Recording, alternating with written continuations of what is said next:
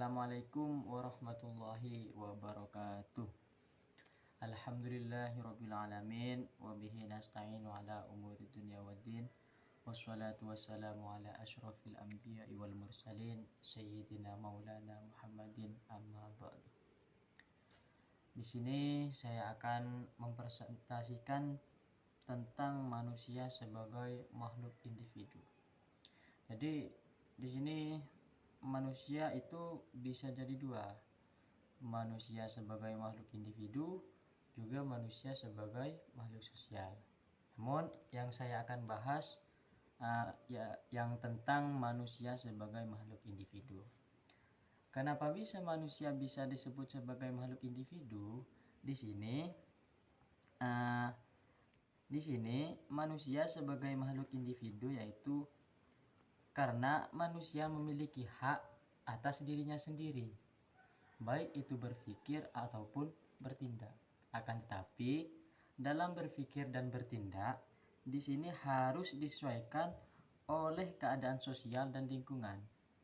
Artinya bukan berarti kita memiliki hak atas dengan berpikir atau bertindak, bukan berarti dengan sebebasnya. Dengan artian ada batasan-batasannya, itu dengan apa?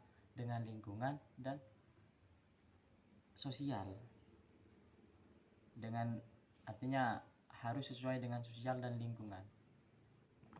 Dan untuk melindungi hak manusia sebagai makhluk individu, pemerintah diadakannya hak asasi manusia. Artinya dalam melindungi hak setiap manusia, pemerintah mengadakan hak asasi manusia. Faktor-faktor yang mempengaruhi pertumbuhan antara lain, yang pertama pendirian nafistik. Menurut para ahli dari golongan ini berpendapat bahwa pertumbuhan itu semata-mata ditentukan oleh faktor-faktor yang dibawa sejak lahir. Terus yang kedua yaitu ada pendirian empiristik dan environmentalistik. Apa itu? Yaitu pendirian ini berlawanan dengan pendapat nativistik. Ini berlawanan dengan pendapat yang pertama.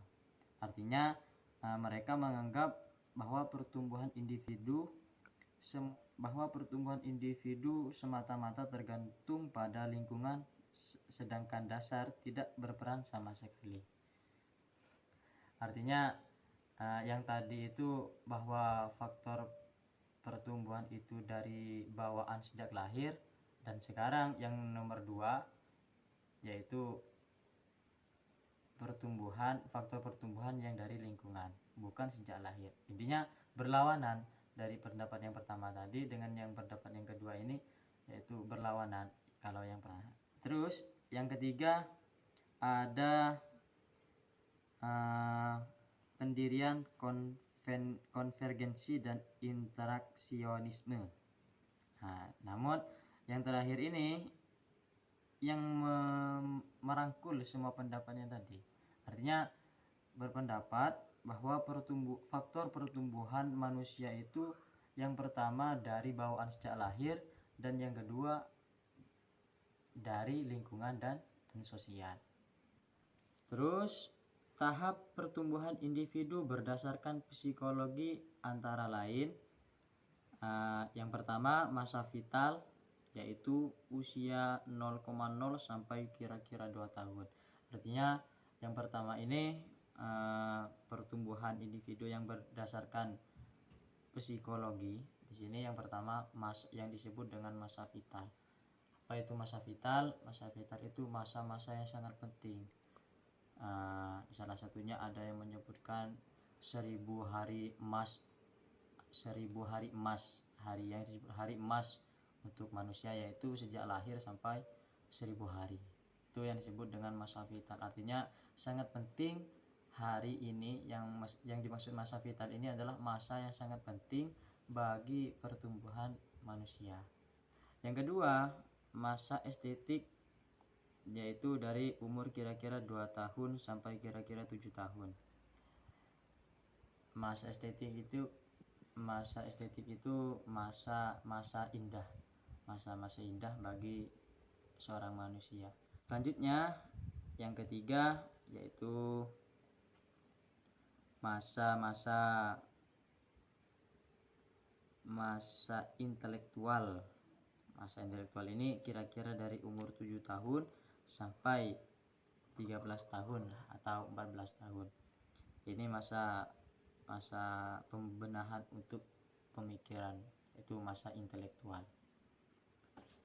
Itu pembenahan pemikiran, baik itu pemikiran biasanya ada yang pemikiran anak ini biasanya suka yang ini, suka yang itu, biasanya pembenahan dari masa intelektual. Dan yang terakhir ada masa sosial. Masa sosial kira-kira umur 13 atau 14 tahun sampai kira-kira 20 sampai 21 tahun.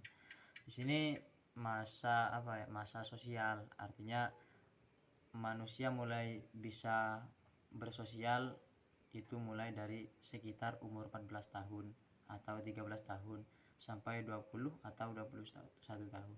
Itu biasanya anak atau manusia bisa bermakhluk sosial atau bisa bersosial, mulai bisa berkembang,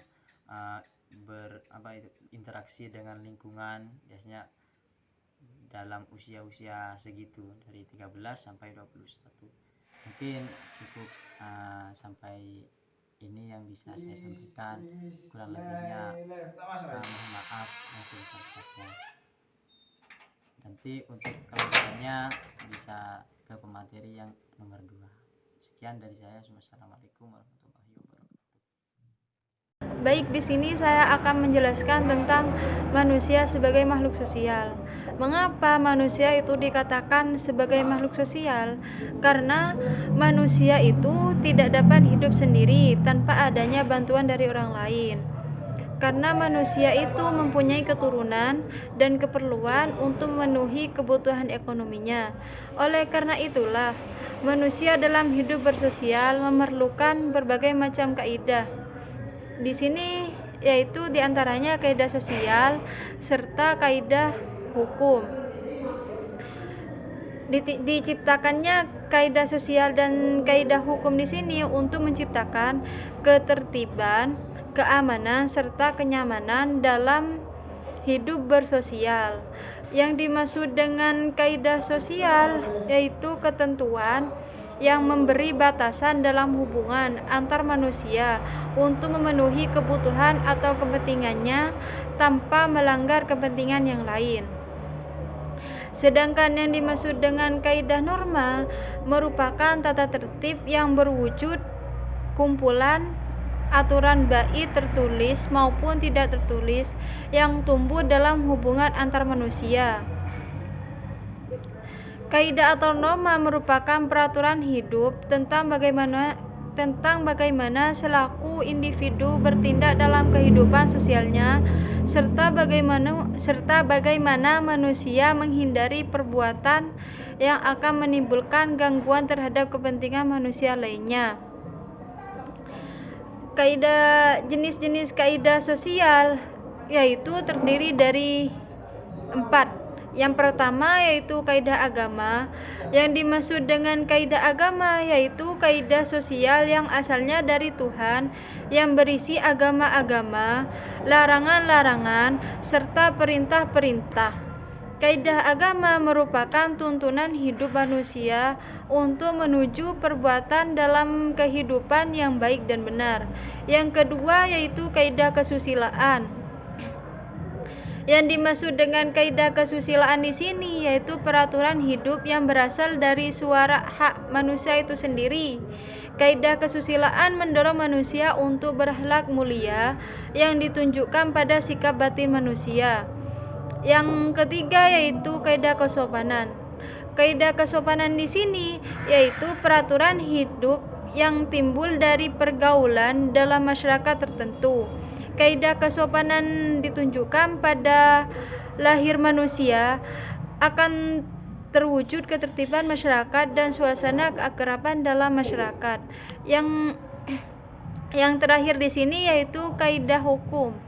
Yang dimaksud dengan kaidah hukum yaitu peraturan yang sudah dipositifkan atau sudah diresmikan oleh penguasa atau negara, mengikat setiap orang dan berlaku dapat dipaksakan oleh aparat masyarakat atau aparat negara, sehingga berlakunya kaidah hukum dapat dipertahankan. Sekian dari kami, kurang lebihnya mohon maaf.